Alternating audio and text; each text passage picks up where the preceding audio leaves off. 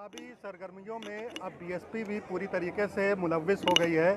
जगह जगह उसके पार्टी कैडर के कैंप हो रहे हैं। हमारे साथ बहुजन समाज पार्टी के साबिक रुकन पार्लिमान और सेक्टर प्रभारी जनाब मुनकाद अली साहब हैं। उनसे वो गुफ्तगू करेंगे कि जो उनकी बीएसपी की जो मनसूबाबंदी है वो कैसे इन इंतखाबात में कामयाब हो पाते हैं। सबसे पहले ये बताइए कि काफ़ी इल्ज़ामात हैं, काफ़ी मिसकंसेप्शन है बसपा के बारे में। कोई कहता है कि आप बीजेपी के साथ चले जाएंगे, कोई बताता है कि आप बी टीम हैं। तो ये जो मिसकंसेप्शन है ये कितना बड़ा चैलेंज है बीजेपी के लिए, बीएसपी के लिए कामयाबी में? देखिए, जहाँ तक बी टीम बताने वाले हैं, अगर सबसे पहले कोई विरोध करता है इस देश में जो गरीब मजलूम बेसहारा लोगों के ऊपर जुल्म हो रहे हैं, उनकी अगर कोई सबसे पहले आवाज़ उठाता है तो आदरणीय बहन कुमारी मायावती जी उठाती हैं। जो इस तरीके का प्रचार कर रहे हैं वो लोग हमारे विरोधी हैं, वो गलत प्रचार कर रहे हैं। ऐसा किसी भी हालत में नहीं है। जो लोग इस तरीके का प्रचार कर रहे हैं वो अपनी नाकामी साबित कर रहे हैं। बीएसपी, जैसे अभी आपने भी कहा कि बहुत ज़्यादा मुखालफिन हैं बीजेपी के, सरकार भी है और भी दीगर पार्टियां हैं, तो इनके दरमियान कैसे आप कामयाबी की तरफ आगे बढ़ेंगे?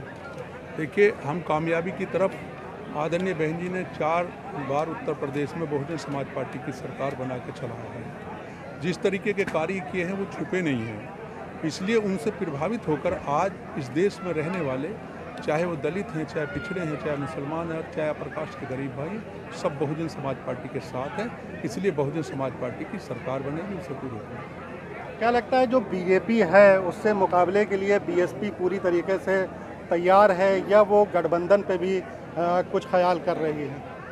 देखिए, गठबंधन का जहाँ तक मसला है वो हमारी आदरणीय बहन कुमारी मायावती जी क्लियर कर चुकी हैं, और जो भी वो आगे फैसला लेंगी आदरणीय बहन जी लेंगी।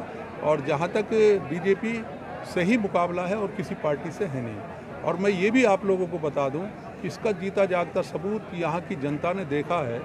जब पार्लियामेंट का चुनाव हुआ तो समाजवादी पार्टी और प्लस बहुजन समाज पार्टी और प्लस राष्ट्रीय लोकदल, 3 पार्टियों का गठबंधन था, और 3 पार्टियों के गठबंधन में 15 सीट निकली थी, और बहुत सारी ऐसी सीट थी जो सेकंड नंबर पर रही थी। तो वो 15 सीट कौन सी थी ये आप लोग गौर कर लें।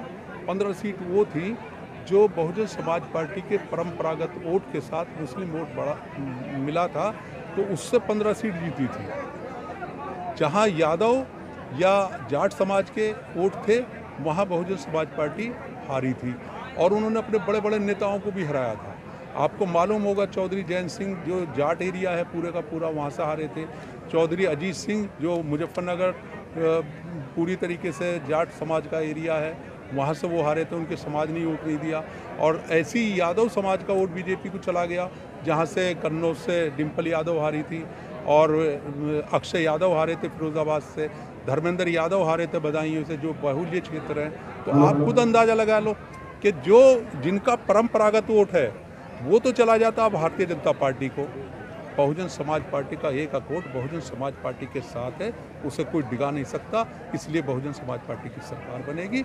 ये जो इधर आधर के लोग जोड़ी कर रहे हैं ये सब फेल होगा। ये जो 2022 का इंतखाब होने वाले हैं, इंतखाबात 1 महीने में और भी अहम होने वाला है कि इस बरस मुस्लिम क़यादत के हामी मुस्लिमों में सबसे ज़्यादा बढ़ गए हैं। आप भी मुस्लिम हैं, आप इसको कैसे देखते हैं और बीएसपी के लिए ये किस तरीके से चैलेंज हो सकता है? देखिए, मैं सर्व समाज आज बहुजन समाज पार्टी के साथ है, और मुसलमान भी, मैं आपको बता रहा हूँ, भले ही कोई बीच में कोई कुछ बयानबाजी कर ले, लेकिन इतना ज़रूर मैं बता रहा हूँ, अगर सही कोई मुसलमानों का साथ दे सकता है, मुसलमान किसी का साथ दे सकते हैं, तो बहुजन समाज पार्टी के लोग हैं। इसके अलावा कोई बहुजन समाज पार्टी मुसलमानों का साथ नहीं दे सकता। इसलिए मुसलमान समझ चुके हैं कि हमें बहुजन समाज पार्टी के साथ रह के ही भारतीय जनता पार्टी को हराएगा। कितना यकीन रखते हैं, कितना मुसलमान आपके साथ अब खिलाएगा? क्योंकि एक बड़ा चंक जो है वो सपा के ही साथ माना जाता है मुसलमानों का। देखिए, ये तो आने वाला वक्त बताएगा। बहुत तेज़ी से मुसलमान बीएसपी की तरफ। तो ये मुनकाद अली साहब हैं, साबिक रुकन पार्लिमान है बीएसपी के। वो पूरी तौर से यकीन दहानी करा रहे हैं कि बीएसपी की हुकूमत बनेगी और बड़ी तादाद में मुसलमान उनके साथ आएगा। ईटीवी भारत के लिए बाराबंकी से मोहम्मद उमैर।